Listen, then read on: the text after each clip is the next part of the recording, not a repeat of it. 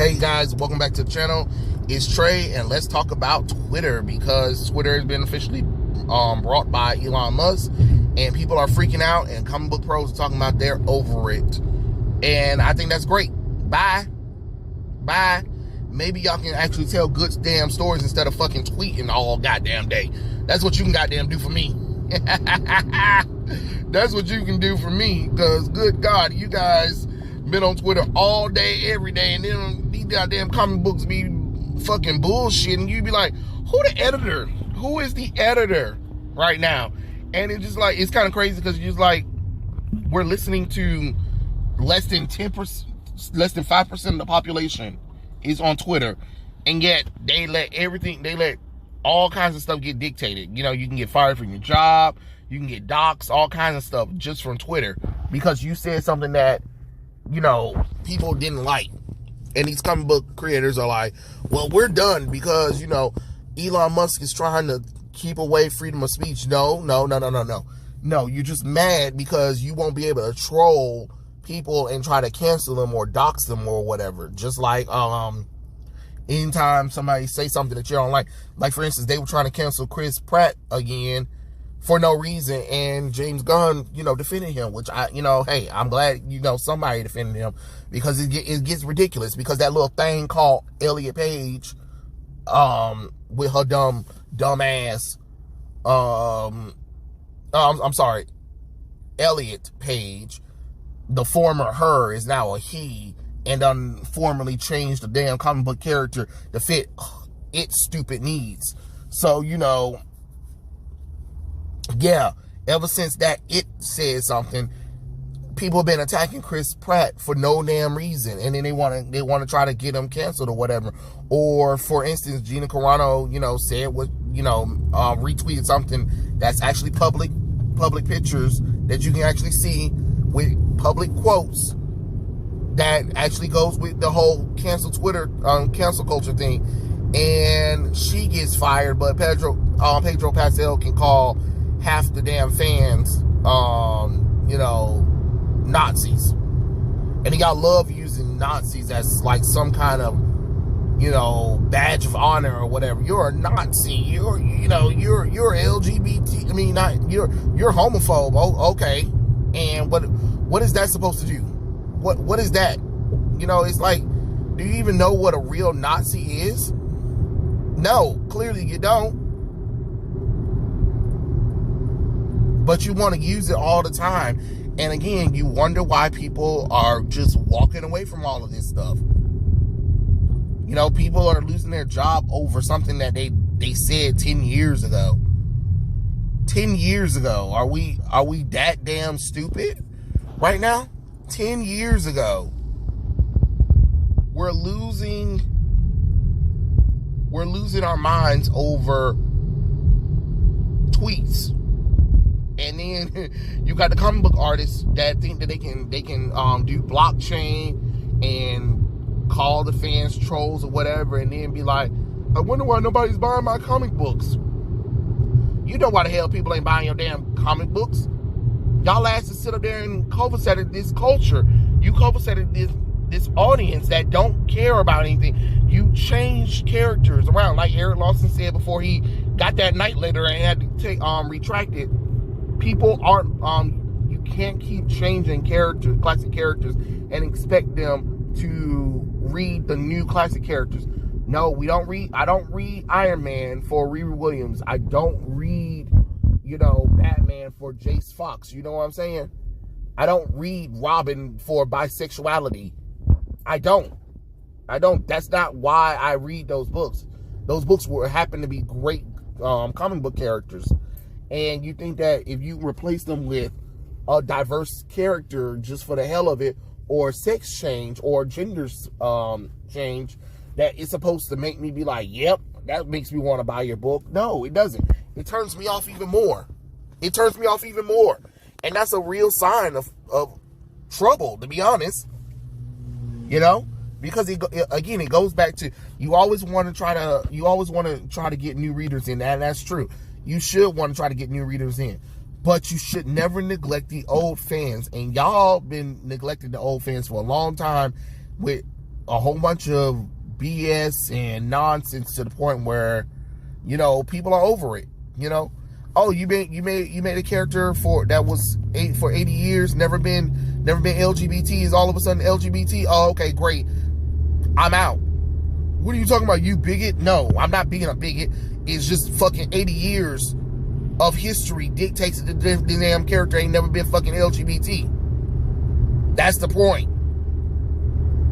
Hell, or do we remember the debacle from Earth 616 where Dan DiDio, dumbass, not Dan DiDio, but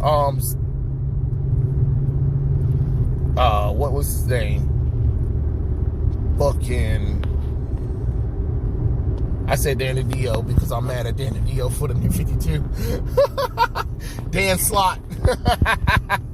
I just called myself Dan Slott, fat ass. Remember, he was on Twitter all day when he was supposed to be writing that stupid Iron Man 2020 event, and he had his editors, he had his letterer, and he had his colorist, you know, waiting until whenever the fuck he felt like, you know, giving the story, to the point where they kind of had to write half the story because, you know, Dan was a fat fucker on Twitter all day. And this isn't the only example, you know. Then you got Heather Zontos and all those quote unquote female creators, those fake geek girls that I call them fake female fans who don't really care about these goddamn characters, blackmailing people and forcing them to do, like, I pledge not to rape any girls or sexually misconduct or whatever. No, shit, Sherlock, you shouldn't even have to even make a pledge about that. But okay, you little nasties. It's weird. Goddamn weird. That's what their shit is. And y'all, again, wonder why your comic book sales are tanking. Wonder why people don't want to deal with, you know, they don't want to deal with Marvel and DC anymore. Because again, you keep changing things that people like about these characters. You're going to have to, again, if you want to bring back people, you're going to have to give people what they want. And what people want is their characters to stay the fuck they were. That means all the characters that you recently changed LGBT goes back to being straight. Harley Quinn, Poison Ivy, what's the guy? Robin, Tim Drake, you know, all of the Amazons. Because for some goddamn reason, y'all think every Amazon is fucking lesbians when the whole purpose of them is because they were prosecuted by men because they were into men. Or did y'all forget about that part of the history? Oh, yeah, y'all forgot about that. Y'all forgot about Hippolyta was into men, but yeah, y'all want to make her, you know, they want to make her a fucking lover of women and stuff like that. The same thing with Diana. The reason why those women got away was because they were into men and the men betrayed them. Yeah. But again, y'all sit on Twitter all day and then y'all try to make some snarky comments about, oh, that's why I'm in the industry and you're not. Oh yeah, the industry that's dying. Or you got an editor that keeps going to different publishing places and bam, you know, tanks every sale she been on.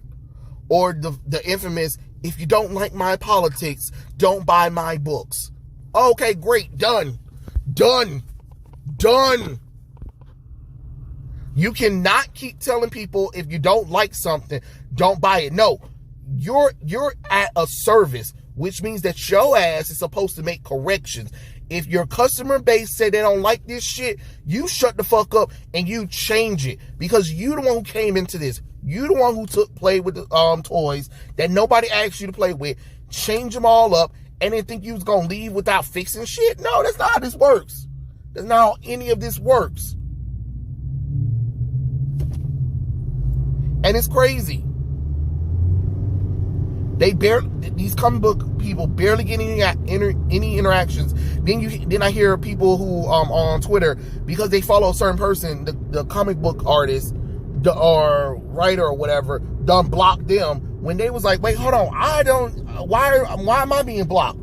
I didn't even do anything. But because you follow a certain person that they put on a block list, you're automatically blocked. Yeah, because that's great for your damn sales, you dumb fuckers. That makes sense.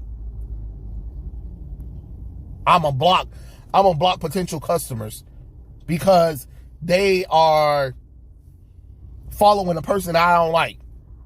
The fuck? Where did this at?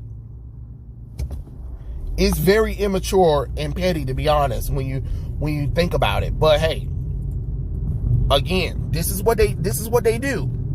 And then you want to get mad at crowdfundings and people who do independent stuff or whatever. But hey, they're the ones who are making the sales because they listen to their audience. They try to create something that their audience will love, and they try to make the changes when they get criticism. Y'all don't even want to do that because it's a big problem all of a sudden. It's always a problem.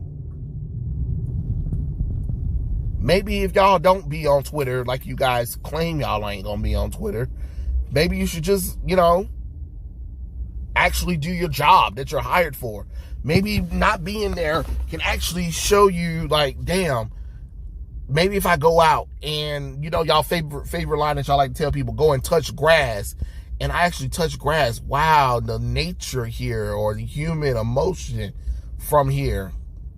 That's how you need to do. That's the work that people want. People want to see good comic book stories, but you guys seem to be incapable of it, and you guys always got to make a dumb announcement about, oh, how I did this or that. Like Cena Grace, he made a comment about how, if his books suck, why did he just now get a royalty check that let him buy a few some comic books and some candy or whatever. And I'm just like, is that supposed to be a good thing? So it is what it is. It really is. It really is. I just think that this is if it's true, this could be a good I was about to say teaching moment. No. Lesson learning. Well, it could be a good lesson overall, because then you can't rely on Twitter anymore if that's the case. And then you can actually focus on telling good, compelling stories that are very interesting to, that are interesting to the readers. I say, hey, why not? But hey, that's neither here nor there. I just kind of find it funny that comic book pros are losing their minds and talking about they're getting off the platform because it's not safe for freedom of speech or whatever. No, it's safe. It's safe.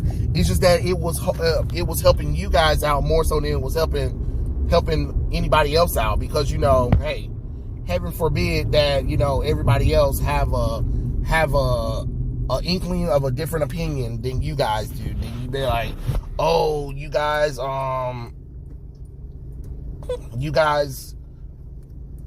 Lord, I turned on my AC by accident.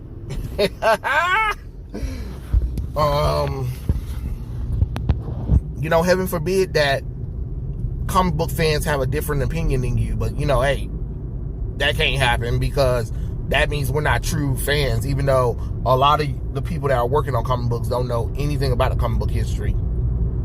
And it makes me want to go out my closet and, slam it down anytime somebody who hasn't read DC and Marvel I want to pull out the history books and be like, no, this is what the character is.